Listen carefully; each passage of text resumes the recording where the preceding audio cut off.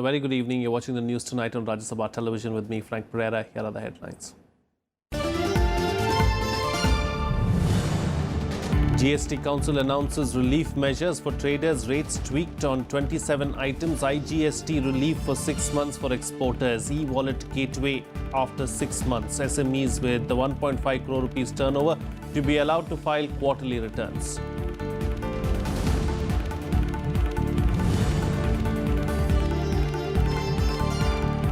India and European Union signed 3 agreements after summit-level meeting. Terrorism figures prominently in the talks. Delegations demand immediate termination of any support to terrorist groups.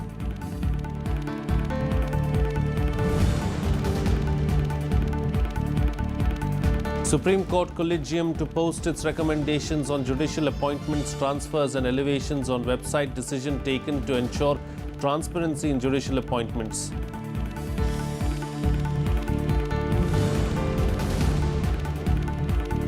Centre makes biometric identification Aadhaar mandatory for all post office deposits. PPF, National Savings Certificate Scheme and Kisan Vikas Patra's deadline is 31st December 2017.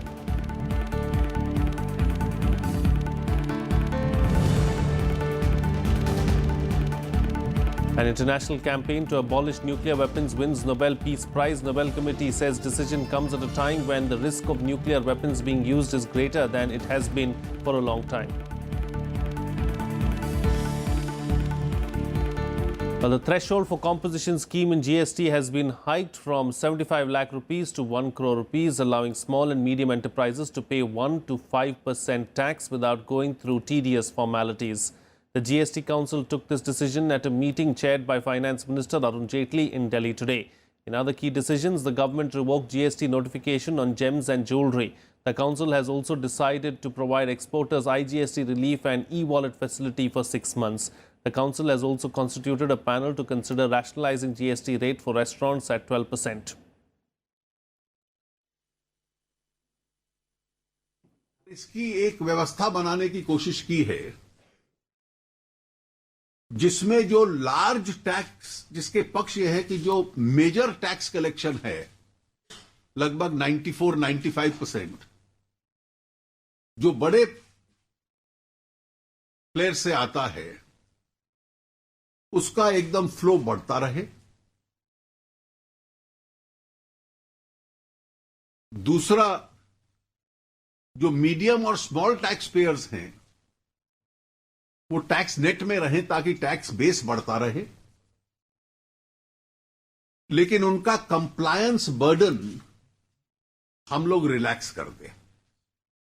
Well, India and the European Union have decided to increase cooperation in development and business. They also decided to come forward to cooperate with each other on climate change. They also discussed many issues of global and regional importance.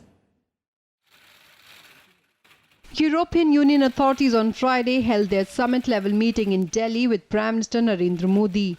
Chairman of European Council Donald Francisek Tusk and European Commission President Jean-Claude Juncker led a delegation of 28 European nations.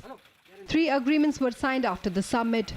They included one on cooperation in scientific research, a loan of €300 for Bangalore Phase 2 metro project, and cooperation in establishing an interim secretariat of International Solar Alliance, mooted by India in the last climate change summit held in Paris. Prime Minister Narendra Modi also asked European countries to reduce prices of green technologies.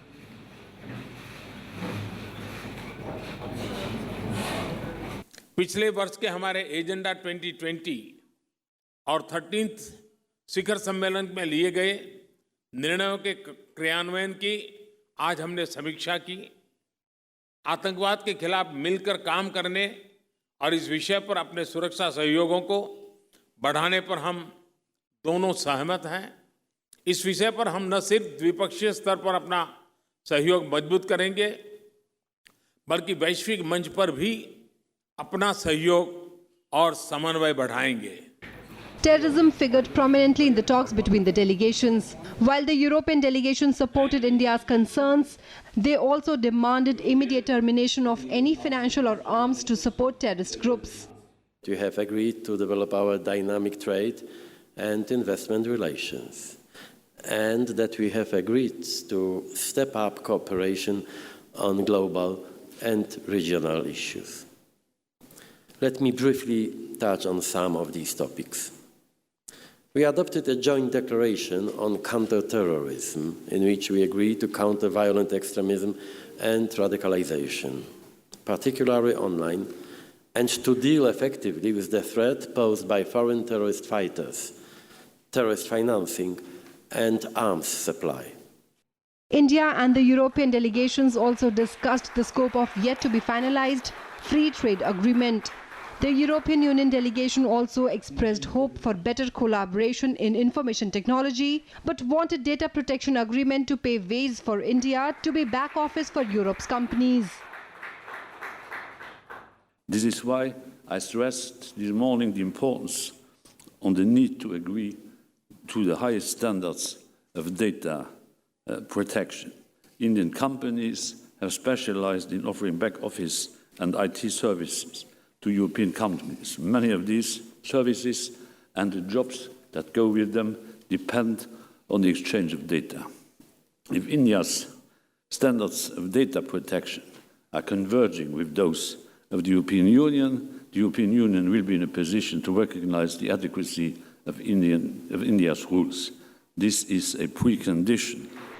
India and European Union are strategic partners, and the delegation had long talks on issues of India's neighborhood, including Pakistan, China, Myanmar and Bangladesh. The European Union hoped that India will be more liberal in sheltering Rohingya refugees. European Union is coming forward on the issue of terrorism the way India thinks and faces. There is a scope of cooperation in the IT sector also, but much convergence required on the issue of Rohingya crisis that Asian nations are facing. Akhilesh Suman for Rajya Television with camera person Sanjay in Delhi. Well, the centre has made biometric identification Aadhaar mandatory for all post office deposits, PPF, National Savings Certificate Scheme and Kisan Vikas Patra. The deadline to provide the 12-digit unique identification number Aadhaar is December 31st, 2017. The recent move by the government is in continuation with its push for Aadhaar. The government has insisted on quoting Aadhaar for bank deposits, obtaining mobile phones and several other utilities. As many as 135 schemes will be covered under Aadhaar, including the free cooking gas scheme to poor women, kerosene and fertilizer subsidy. An Mi-17 helicopter of the Indian Air Force crashed near Tawang in Arunachal Pradesh on Friday. At least 7 military personnel, including 2 pilots and 2 army men, were killed. The Russian-manufactured helicopter was carrying supplies to a forward post of the Indian Army in the mountainous region. A court of inquiry has been ordered to ascertain the cause of the accident. In a historic move, the Supreme Court Collegium decided to post on its website its recommendations on judicial appointments, transfers and elevations. The Apex Court Collegium, led by Chief Justice of India Deepak Mishra, took the decision to ensure transparency in judicial appointments. The information will also indicate reasons for the recommendation or rejection of the name for judicial appointment, transfer and elevation. In the first uploaded resolution, information has been provided about appointment of 3 judicial officers and 1 judicial member of Income Tax Appellate Tribunal as judge of the Madras High Court.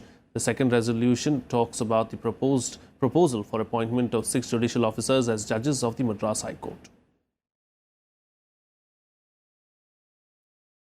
Well, Vice President M. Venkaiah Naidu has said technology along with managerial excellence can chart a new trajectory for Indian Railways. Inaugurating a 2-day conference, Technological Advancements in Railway and Metro Projects, the Vice President emphasized the need for expansion of Indian Railways. Here's more. Vice President M. Venkaiah Naidu on Friday inaugurated the International Conference on Technological Advancements in Railway and Metro Projects at the Manekshaw Centre in Delhi. The Vice President said Indian Railways need to plan very meticulously for a massive expansion with forward-looking, efficient technologies and innovative practices, especially when investors across the world are eyeing opportunities in India. With about 8 lakh crore planned investment, opening up of FDI in retail infrastructure and implementation of GST, I am sure the Indian Railways will stand to benefit, particularly in the long-distance transportation in the years ahead. Technology along with the managerial excellence can chart a new trajectory. Friends, The Vice President said new concepts like transit-oriented development should be executed and promoted so as to improve lives of people living around the metro stations. the government of the day should really understand the meaningful suggestions and start implementing and acting, because mobility, ability, stability, security, safety is required for sustainability. The Vice President also said discussions on the economy and GST should go on, and such debates and consultations are always good for democracy. He asserted that in the long run, GST will be beneficial for all. This is the most revolutionary taxation transformation that is taking place in the country. And in the future, they will really feel happy that such a transformation has taken place in a vast country like India. And that will really help the people. The Vice President also expressed hope that the discussions in the two-day conference will provide a fast-track approach to build many state-of-the-art railway systems in India and across the world. The conference was organized by the Defence Infrastructure Planning and Management Council along with the Ministry of Railways, the Ministry of Urban Development and the Niti Aayog. Railway Minister Piyush Goyal and Chairman of the Railway Board Ashwini Lohani were also present on the occasion. With Vikram Singh, Bureau Report, Rajya Sabha TV. Jailed AIADMK leader VK Shashikala was on Friday granted parole for 5 days by prison authorities in Karnataka. However, Shashikala had sought parole for 15 days to meet her husband, who underwent a liver and kidney transplant at a Chennai hospital. On October 3rd, the prison authorities had rejected her first application on technical grounds for not producing certain requisite documents, after which Shashikala had filed a fresh plea for parole. Earlier in the day, Shashikala's nephew TTV Dinakaran had arrived at the jail to complete the parole formalities. Getting the genuineness information, they have verified with the Chennai Police Commissioner about the genuineness of the records submitted along with the parole application. And yesterday being a state government holiday, today morning the sources said from Chennai Police Commissioner they have received an email stating that imposing certain conditions, they are agreeing for the parole. Meanwhile, the Supreme Court has asked the Election Commission to decide on the AIADMK's two-leaf symbol row by November 10th. The top court was hearing a plea by ousted party leader TTV Dinakaran, who had sought to extend the deadline to settle the dispute.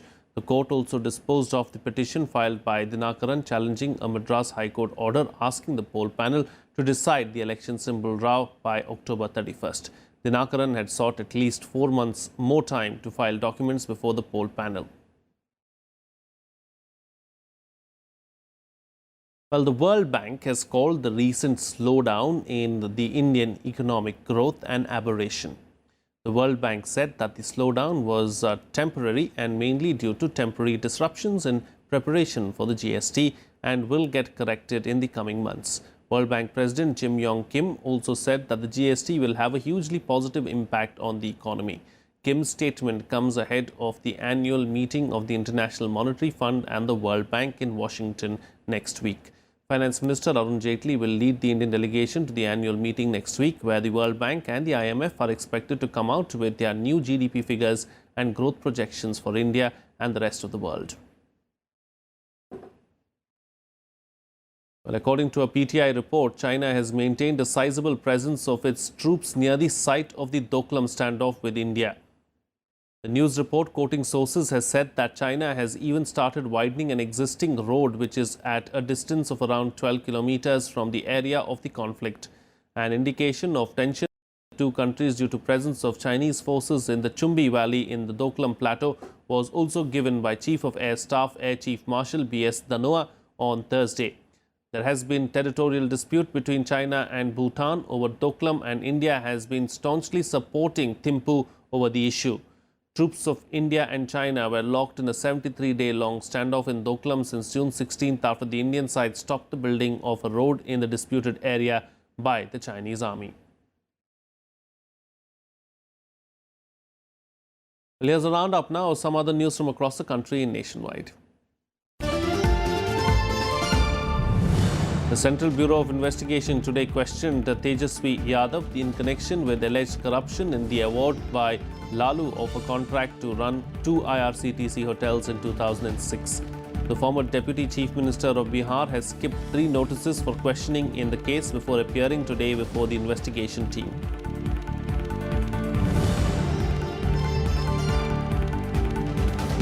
Bhavarilal Purohit was sworn in as the 25th Governor of Tamil Nadu today. The Chief Justice of the Madras High Court administered the oath of office to the new governor at Raj Bhavan in Chennai. Governor Purohit is the first full-time governor to be appointed since the completion of term of K. Rosaya in August 2016.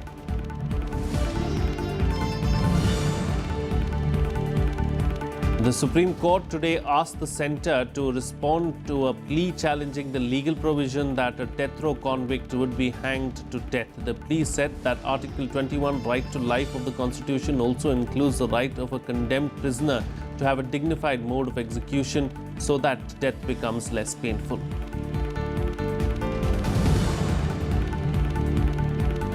A petition to reopen and reinvestigate the assassination of Mahatma Gandhi has been accepted by the Supreme Court. The petition filed by Mumbai-based IT consultant Pankaj Phadnis claims that the assassination was not the work of just one individual, but an organization was involved in it.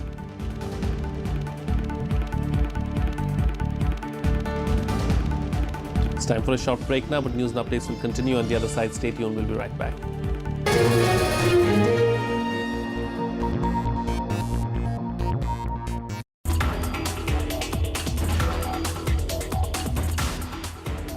In India, you could get dengue several times because there are 4 viruses of dengue, 1, 2, 3, and 4. This 3-in-1 test actually picks up your dengue fever from day 1 of fever. But even if you ever had dengue fever in your life, like you are perfectly healthy now, if I take a sample from out, I can tell you if you ever encountered dengue. This test now has become a world leader. It has a global presence. It goes to other countries.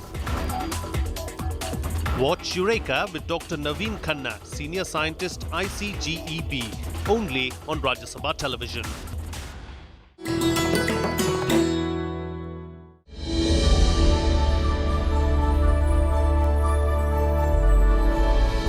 Renowned economist Amartya Sen needs no introduction. Recipient of the Nobel Prize for Economics in 1998, Sen has always shown a keen interest in the problems of the underprivileged.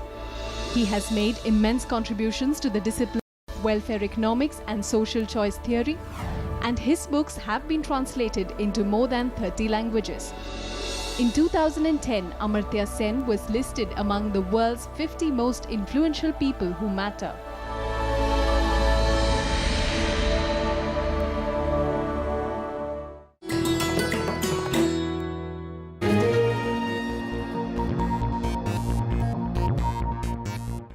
Welcome back. You're watching Rajya Sabha television. Well, let's now get you the latest in the news from the Rohingya crisis, described as the biggest humanitarian crisis faced by Asia.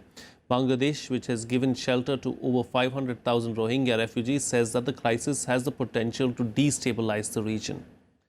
Bangladesh Foreign Secretary Shahidul Haq, who met his Indian counterpart S. Jaishankar and National Security Advisor Ajit Doval on Thursday, said the continuous influx of Rohingya refugees from Myanmar figured prominently during their talks. He also asserted that Bangladesh's position on the issue is clear, that the problem has been created in Myanmar and the solution lies there. He added that Dhaka wants the refugees to return as soon as possible. The United Nations has reiterated its appeal to Myanmar for access to the northern Rakhine state. Our position is very clear, that the problem has been created in Myanmar and solution has to be found in Myanmar.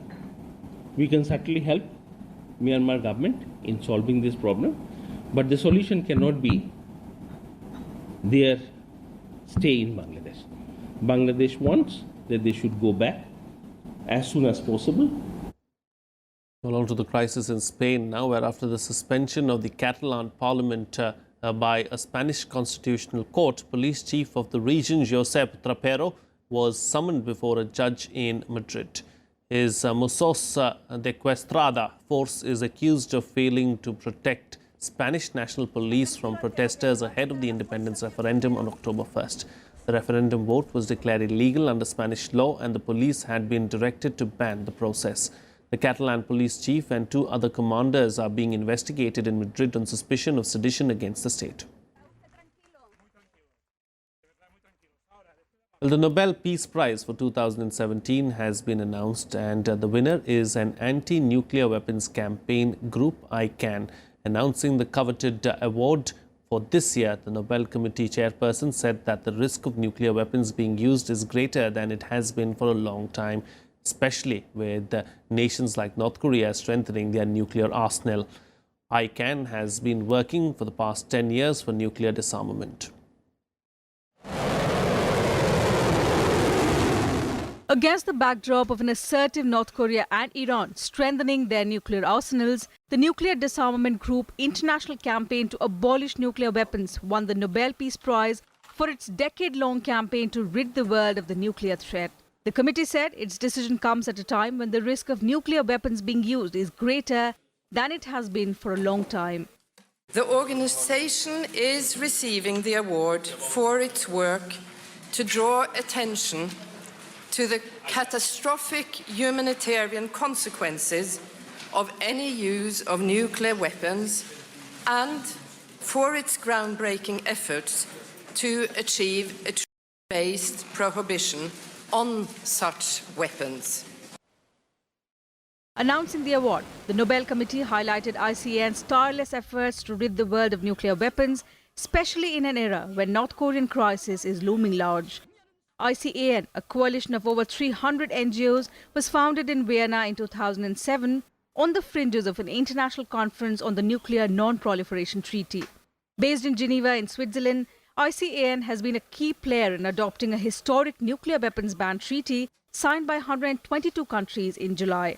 However, the accord was largely symbolic as none of the 9 known world nuclear powers signed it. We're working very hard on trying to make nuclear weapons illegal. They are not yet prohibited by a treaty, nuclear weapons. And I think that we're trying to change people's minds. People have been accepting nuclear weapons as legitimate tools for providing security for 70 years now. And we're trying to change the mindset, really, that it's not acceptable to threaten to level an entire city just to keep yourself secure. The ICAN will receive their prize consisting of a gold medal, a diploma and a check for 9 million Swedish kronor equivalent to $1.1 million at a ceremony in Oslo on the 10th of December, the death anniversary of Alfred Nobel. Bureau Report, Rajya Sabha TV. Here's what else has made news across the world in Global Buzz.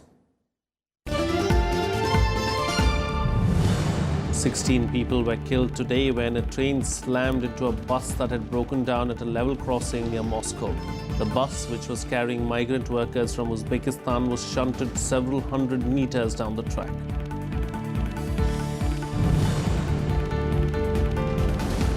The death toll in a suicide attack at a shrine in Pakistan's Balochistan province has increased to 20, with more than 30 others injured. The explosion took place on Thursday evening at the entrance to the Pir Rakhel Shah Dargah in Fatehpur, a small town in Jhal Maksi district, at a time when scores of people had gathered to pray.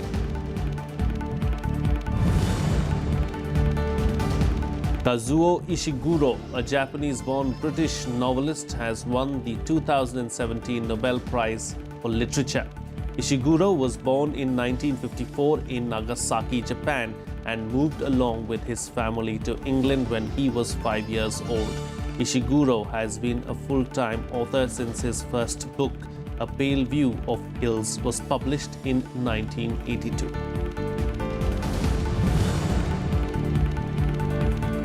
Tropical storm Nate killed 7 people in Costa Rica and led to the evacuation of some 5,000 others.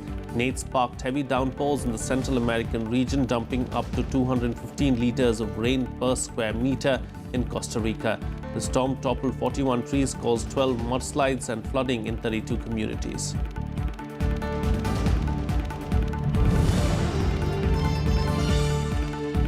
Well, that's it on this newscast. Good night.